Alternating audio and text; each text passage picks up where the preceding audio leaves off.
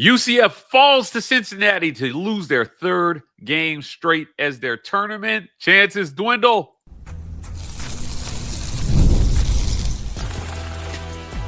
You are Locked On UCF, your daily podcast on the UCF Knights, part of the Locked On Podcast Network, your team every day.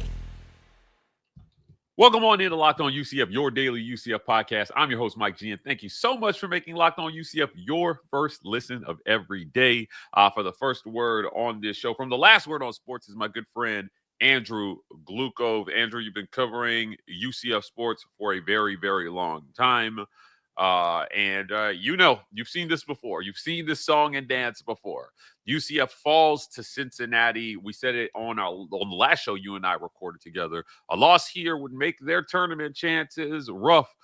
This was a hard one to watch because it appeared to me that UCF didn't necessarily play bad offensively, but ran into a bit of a buzzsaw when it came to Cincinnati shooting nearly 60% from the field for the game. This one was rough. UCF's defense has always been a staple point under Johnny Dawkins, and not this year. This is a team that is definitely defensively challenged, especially in the second half. And that comes back to a lack of depth. UCF has a depth problem. You know, you have two guys, Darius Johnson and Keyshawn Hall, played 37 minutes each. All the starters played at least 25 minutes. There wasn't much coming off the bench. And again, second half fade, start trying to play a little bit of hero ball. Things aren't hitting. And Cincinnati on the flip side was hitting. I want to throw a stat for you real quick before I know you got some stats that you want to talk about. Let's talk about how second half fade happened. At 14:36 mark left in the second half, Cincinnati was up 50-47. It's a one-score game. From that point forward, Cincinnati scored with 14:35 left, and it just opened things up. They went 16 of 23, just under 70% from the field. Yikes. Never missed more than one shot in a row. So if they took a second shot, it always went over. The next possession, it went in. UCF, 13 of 27 for 48%. And they were missing multiple shots in a row. You could tell that the defense tired out, and there was lots of opportunities for the Bearcats to just hit shot after shot. A lot of points in the paint. I believe it was over 50 points in the paint on this for the entire game for Cincinnati. And again, that was always a staple point in the Johnny Dawkins UCF team, is that they always had great defense. Now they're not. So you can't win games like that. We saw it against BYU. The fade, we see it here, the fade. And, they're playing against Baylor today, Saturday, February 8th. And this is really it. If they can sneak a win, this would be a quad one win. It at least keeps them alive. Because, you look at the bracketology, they're still a little bit in there, but they're by and large falling off everywhere. There's no margin for error. We talked about how there was so little before. Now their backs against the wall, but at least before, they were one of the teams in with little room to go. Now they're one of the teams out and needs a lot of help to get. Yeah, you're going to have to start to string together victories here, 4 or 5 in a row to end the season. Look, for me, it was outside shooting in this one. They took 22 threes in this one and only hit 5 of them. And that's what was glaring to me, other than the defense and allowing Cincinnati to kind of get what they wanted offensively. You didn't make those shots hard enough for Cincinnati in this game, as you noted, and they took advantage of that. Once Cincinnati got the lead, they never gave it back. There was one lead change in this game. They led for 30 minutes and 3 seconds, as you noted before we started recording here. But if there's UCF, you got a little bit more from your bench than you've been getting. You got 12 points from your bench. I know that's not great, but they were in the single digits in terms of points from the bench in the previous 2 losses. Yeah, it was like a little bit of too little, too late. Now, the thing about that 3-point stat, I'm going to make it even worse for you. 2 of those 5 3-pointers that were hit were in the last 90 seconds of the game, when the game was pretty much over. So they already were done. They were cooked. They were done. 23%. Again, when you look at that's a skewed number. That's skewed because of those last two at the end of the game. They were under 20% before the last 90 seconds of the game. You shot 48% from the field, and to quantify that, I want to, for everybody here, I want to quantify that stat, right? Because if you take out those 22 3-pointers, right, of which you only hit 5 of them, right? They shot really good from inside the arc. I mean, yeah. The offense is good. I mean, you score 83 points. That's really good. Yeah. Defense, when you're giving up almost 70% in basically 3/4 of the second half, because it started just under 14:35 range is where everything kind of started. They gave up almost 70% from the field from that point on. Yeah, this is not an offensive problem. This is a defensive problem. And it's now it's catastrophic because their season is on the line. They don't have room to give up these moments. Yeah, just want to make sure I get the stat here for our listeners. If you take out 5 for 22 from 3, UCF shot 60% from the field from everywhere else. Right. And you had 46 points in the paint. So that's not a fluke stat. They just couldn't hit it. They couldn't buy a 3 in this game. And as you mentioned, 2 of those were in the last 90 seconds of the game when the game was pretty much over.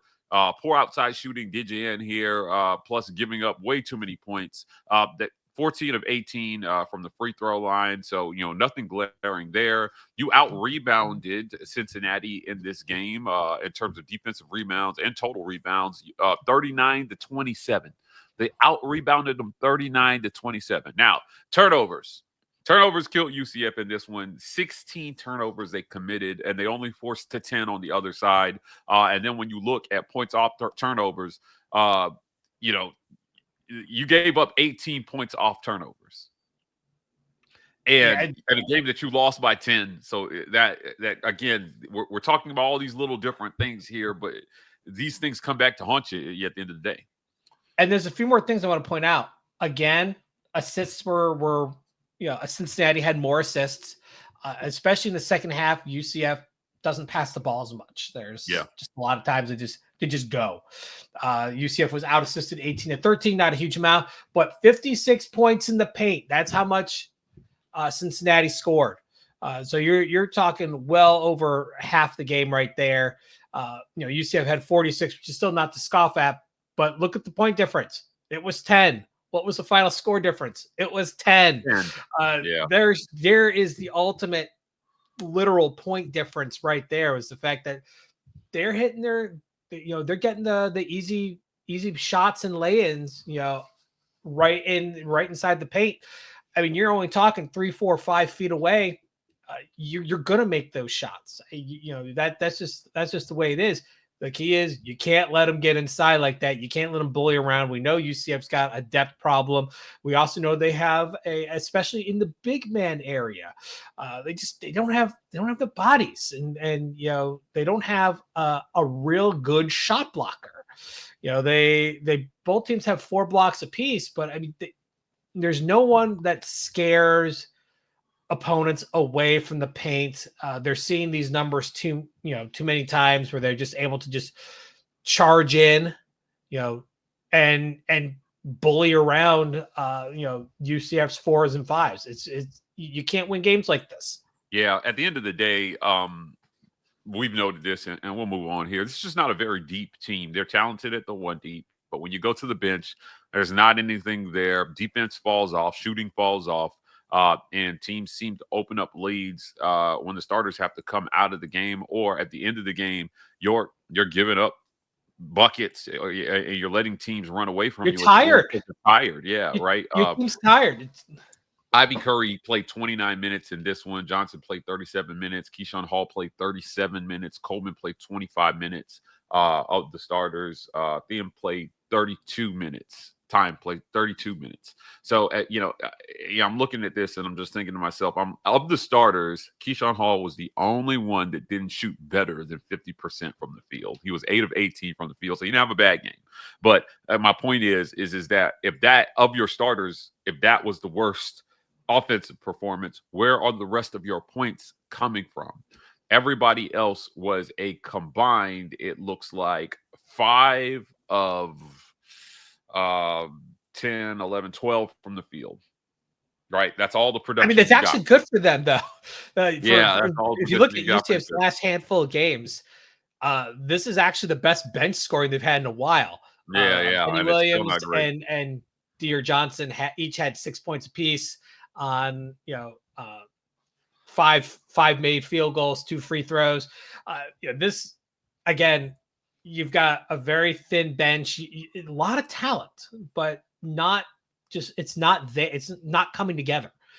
You have a lot of talented players here that we've seen do more. Benny Williams has done more. JJ Taylor's done more. Mikey Williams has done more, and it's just not coming together. And this is the time of the year where you need that, because you have no margin of error, and it's just not working out. And you got to feel bad, because this was a team that was built to make that run, and for first half of the year, they certainly were. And everyone was talking about, this is a tournament team. We're all about it. Johnny Dawkins, for life, man. And now the wheels are falling off. Yeah. And this looks like a team that's destined for the secondly, rate tournament again. Normally it would be the NIT, but now you got that college basketball crown tournament that Fox is putting on for the Big 10, Big East, and the Big 12. So it's very likely UCF will end up in that second tier tournament. Yeah. And it just consider last year they overachieved. They punched above their weight class. They were voted to finish last. They pulled a mini version of Arizona State. They surprised everybody, and they made the NIT. This year, they were expected to be kind of middle of the road. They were middle of the road in a strong league, and now they're fading. But this was a team that internally was expected to challenge for a tournament spot. They were, and now they're kind of not. There's still a few brackets out there that have them in, but I mean, you're seeing them on the next 4 out on a lot of them now. Well, their tournament chances are what we're going to talk about here in the next segment. Is UCF done? We're going to talk about that right after a quick word from our sponsors. This episode of Locked On UCF is brought to you by our friends at Game Time. People looking for tickets to your next big event, whether it's a concert, a comedy show, or a sports game, finding the right ticket at the right price can be a headache. But with Game Time Picks, it's never been easier. Let me tell you how it works with Game Time Picks. The app does all the work. It curates the best deals, so you don't have to waste time searching through endless ticket listings. What's the best part? You're covered with Game Time's lowest price guarantee. If you find a better deal somewhere, they'll refund 110% of the difference. Plus, your tickets are guaranteed to be delivered on time with easy cancellation options if something comes up. Ready to make your next event even better? Download the Game Time app, create an account, and use Locked On College for $20 off your first purchase.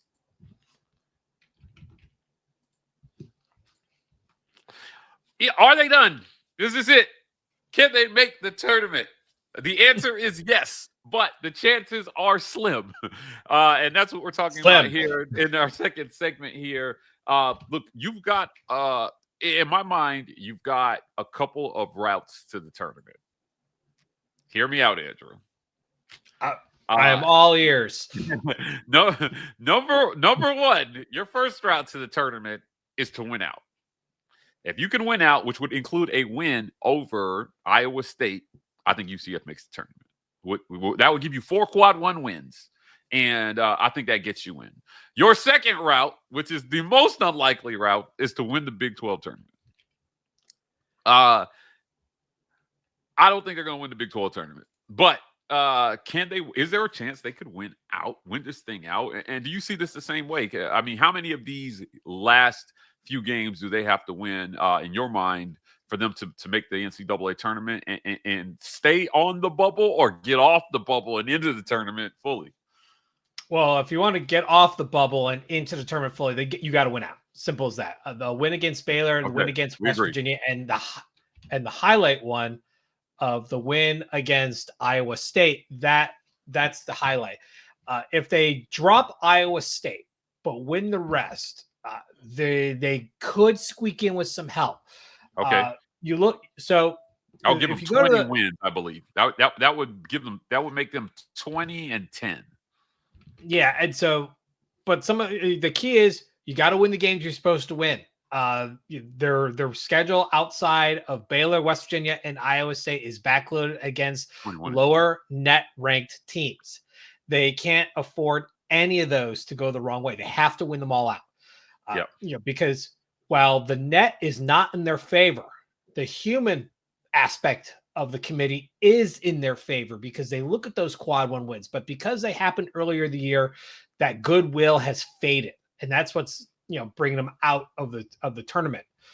They're still in the bubble though. They're still there. They can push their way, but they need help now. So now it's not just winning the games, but they need others to lose. They need Nebraska's and BYU's and Wake Forest's and North Carolina's. They need all those teams to lose games. Arkansas, Pitt, all the teams that are on the bubble with them, they got to drop as well. And so if I like using bracketmatrix.com, it's a good aggregate website. I used to use something similar to that for college football rankings, and they basically collect a slew of brackets and just list them. And they have 98 brackets currently on there. From different websites, ESPN, CBS, Fox, Athletic, and then a lot of smaller stuff. And they list them all out, like what seed they're in, and what percentage, like how many are they in? Like right now they have 98 brackets. UCF's in the tournament in 14 of them, and that would be as one of the last ones in at the 11th seed. So are they out? No, but they need help. They're no longer really in control of their destiny. Earlier before this fall started, this fall from grace, they were in control of their destiny. But now, you got to win, and you need others to stumble in front of you. Yeah, I want to correct myself. Coming down the stretch here, it looks like 1, 2, 3. They've got 9 games left. So if they had 10 before, right? So if you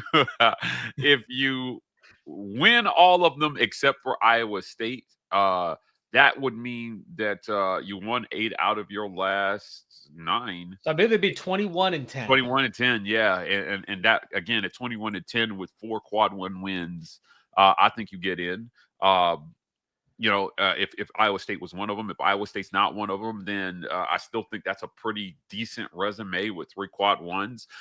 One thing we do know is that the committee does not give a damn, Andrew, what happens in the conference tournament unless you win it all. What you are going into your conference tournament is likely what you're going to be. We've seen this time and time again. A couple of years ago, we saw Texas A&M go on an ungodly run through the SEC tournament to lose in the final. They were a bubble team, and it didn't move them off the bubble. And a lot of people cried foul, and they said, this Texas A&M team belongs in the NCAA tournament. The committee didn't see him as a tournament team before the SEC tournament. They didn't put him in after coming from the back of the pack to the SEC tournament final to lose a thriller in the SEC tournament final. At that, I thought they were a lock to get in. And since then, we've known, like, if you want to get in, you got to do that work during the regular season. But hey, look, what's that Big 12 tournament going to look like for UCF? We'll talk about that right after a quick word from our sponsors. This episode of Locked On UCF is brought to you by our friends at Prize Picks. The big game is almost here, and there's no better way to make it even more exciting than with Prize Picks, the best place for daily fantasy sports. With over 10 million members and billions of winnings awarded, Prize Picks makes it fun and simple to get in on the action. Here's how it works. You pick more or less on at least 2 player projections, and if you're right, you can win up to 1,000 extra cash. I said that right. 1,000 extra cash.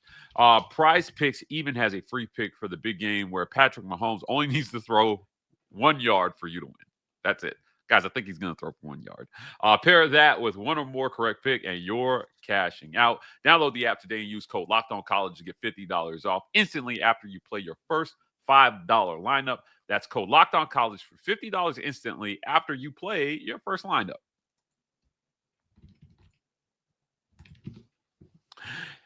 The Big 12 tourney. It is the last chance for the outliers to do something magical, to do something absolutely epic, to do something the history books will remember, Andrew. Win the whole thing, and you are in the tournament. And not only that, you are likely bumping somebody off the bubble out of the tournament. We see this every year in some of the outlier conferences where someone unexpected wins the their conference tournament, and they get in as an automatic qualifier, as a conference tourney champion, and it bumps somebody who is inside that net top 68 out of the tournament. Can UCF be one of those teams this year to make a run? I'm going to make an argument for the Knights. It's not likely, but we've noted at the one deep, they're really good. And it's going to take some teams maybe faltering a little bit. Maybe Johnny Dawkins can find a way to get his defense going in the Big 12 tournament.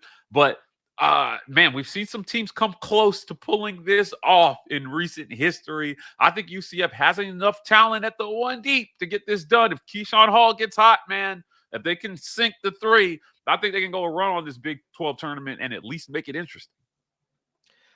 So I'm going to argue the other way. And now, of course, I'll be viewed as a negative Nancy for this. But let's think about this. This is going to be a 16-team tournament. So you've got a bunch of games in back-to-back days. You have no depth. So this is a situation where you're going to have your starters playing 35-plus minutes, 4 games in a row in 4 days?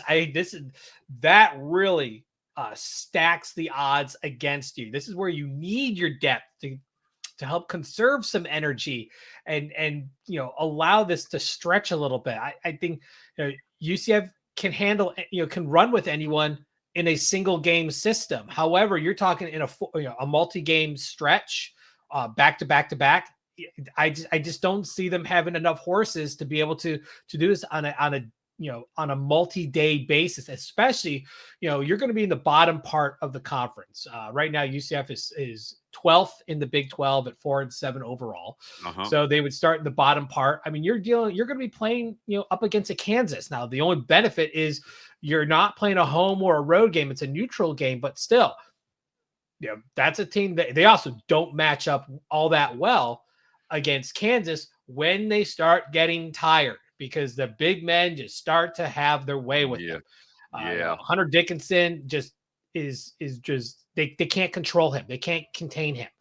And he had a rough go for most of the second game against UCF when they were playing in Allen Fieldhouse, and then eventually kind of picked it up. But first game over in Orlando, he was on fire. They couldn't stop him. He did whatever he wanted. And Kansas had a historical win against UCF in Orlando. So I just can't see them putting this together on a multi-day basis. I just don't think they have enough bench to conserve energy for the starters. And, we've seen what happens with this team when they get tired. They start playing a lot of one-on-one hero ball. They rush shots. They choose bad shots, and they make a lot of misses. And while, you still hit 48% of your shots against Cincinnati, the defense also falls apart with that, when you start getting tired. So I don't know, man. I mean, they need to. This is not a team built to do multi-day tournaments. This is a team that is built to do one-off games. Your regular schedule. Play that one game, get a couple days of rest, play another game. That works better for them in the NCAA tournament, where they have a chance in between to rest. But the conference tournament is a real intense gauntlet that they have to get through. I just don't see them doing it in the Big 12 tournament. Well, the gauntlet begins on Tuesday, March 11th. Game 1 is the 12 seed versus the 13 seed. So to get through that gauntlet, you're going to have to win 5 straight, March 11th, 12th, 13th, 14th, and 15th. And look, I get that it's a long shot. And it's supposed to be for those teams that have to play on Tuesday. This is in every conference tournament. But look, man, once you get going, there's another side to this. Those teams that have to sit risk coming in cold. right? Now, for those who watch the show, I covered the SEC as well. I saw it happen to Alabama in last year's tournament where they got bounced by Mississippi State real early.